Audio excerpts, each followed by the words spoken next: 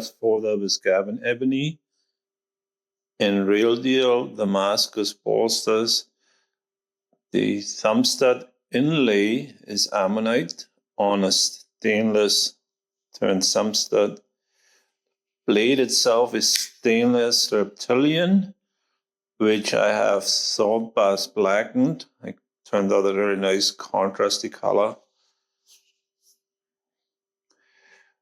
The overall length of the knife is 184 millimeters. The blade length is about 80 millimeters. Close length is 140 millimeters. And it weighs in 122 grams.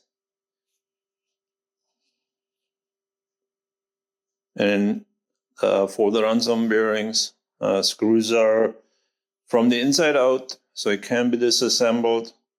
And it's nicely tuned for one flick open, but easy deploy. High resolution images can be found on my website with a lot more details, and the light is a lot better on my pictures.